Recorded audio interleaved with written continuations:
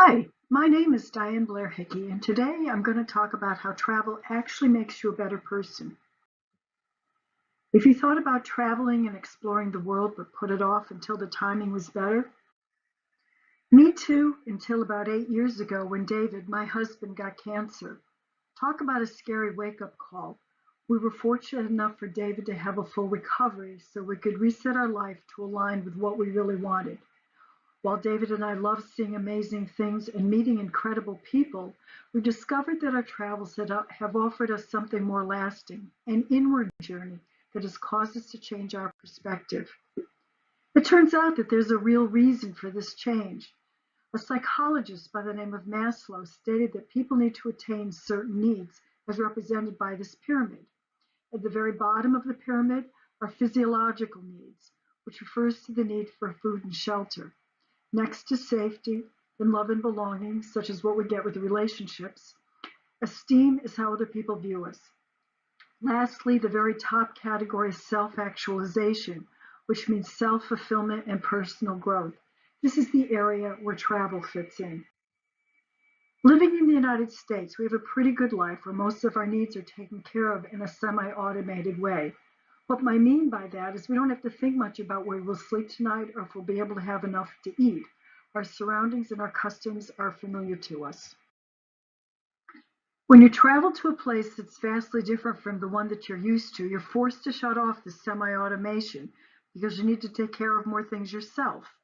When you check into a hotel, you need to find your room, locate a restaurant, all while possibly not knowing the language. You need to mentally convert the local currency into dollars so you don't inadvertently spend $30 on grapes rather than $3 you thought you were spending. Yes, that's a true story. The grapes were fabulous, by the way. It turns out that we inadvertently got to experience part of Japan's luxury fruit culture. Anyway, I'm sure you get the idea. In other words, by the very nature of traveling, you're forced out of your comfort zone and your awareness becomes more acute. Here is just some of the things that I've learned. People and cultures have different versions of what is right. In Morocco, we had a guide, Hassan, who is Muslim. It was very interesting to listen to him tell about the history, culture, and people of Morocco. When he started to tell us about his childhood, he mentioned that his father had 7 wives. At that point, I was having an I wasn't in Kansas anymore moment, and my brain went bing, bing, bing, tilt, because I felt that was just wrong. I had a little talk with myself and decided to listen. We're in the middle of nowhere, and I couldn't just jump off the bus anyway. So I listened to what his family life was like.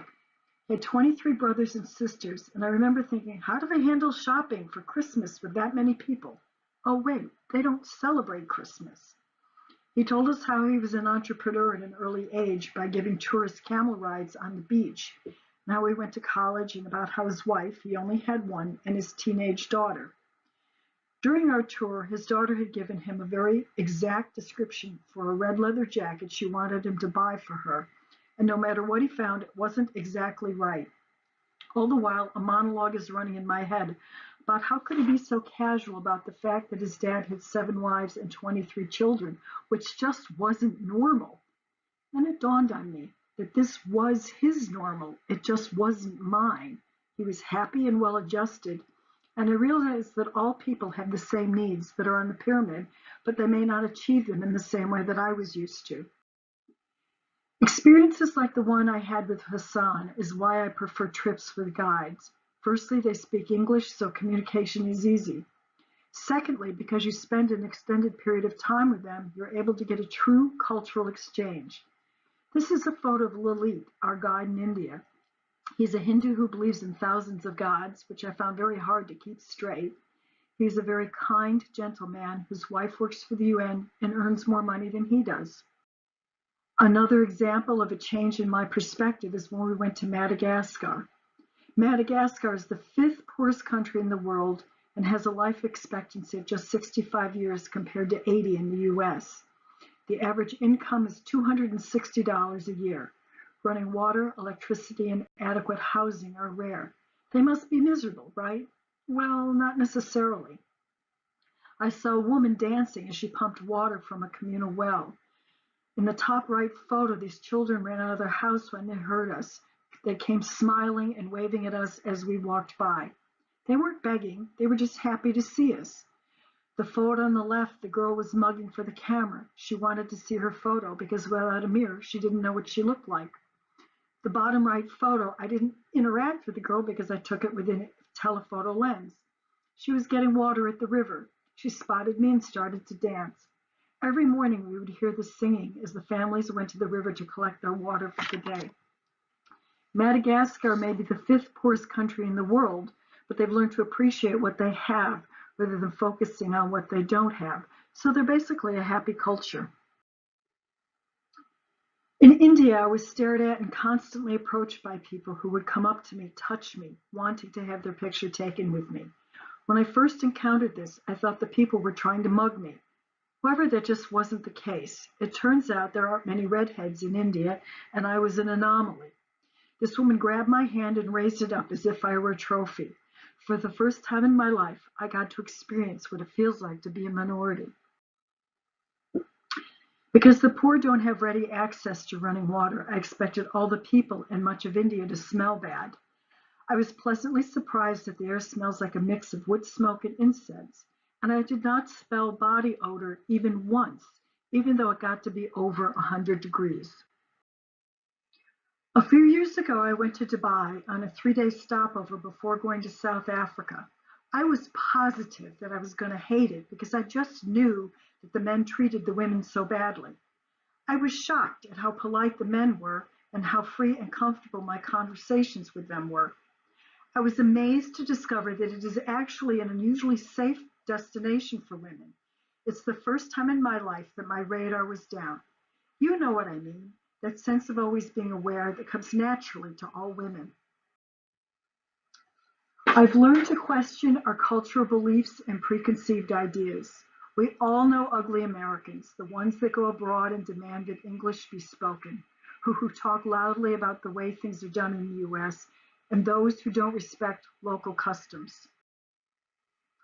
The more you travel, the more you realize that your home, your culture, doesn't have all the answers. It's merely what you're used to, which actually may be the hardest thing to realize in your life. And as much as travel highlights our differences, it's minor compared to our similarities. Traveling around the world, I found that people all have the same hopes and dreams. By interacting with people from around the world, you put a face to the names. There aren't some people who live over there with some problem you don't really care about. Instead, they're real people with real problems. By learning, experiencing, and engaging in new cultures, we give power to a view of the world with a deeper understanding of our similarities and differences. Our minds begin to open to the perspective on the challenges that we all face. I was humbled to recognize that I could be a better person if I honed the ability to observe and witness people through our similar needs and desires rather than through my own cultural bias. There are many right ways. If a tradition does not fit into my world, then maybe my world just isn't big enough. We all want to be safe, happy, work, and do what we love, be loved, and make sure our kids lead a better life than we did. Those ideals are not limited to one place or ideology. While we go about it differently, we're all after the same things in life. I think recognizing that will do wonders to help heal the world. So, if you want to make the world and yourself a better place, travel. To quote Mark Twain, travel is fatal to prejudice, bigotry, and narrow-mindedness, and many of our people need it sorely on these accounts. Broad, wholesome, charitable views of men and things cannot be acquired by vegetating in one little corner of the earth all of one's lifetime. If you're interested in traveling with us or any of our other agents, you can see where we're going next at our website, www.worldcruisesandtravel.com, or you can give us a call and start to get to know us.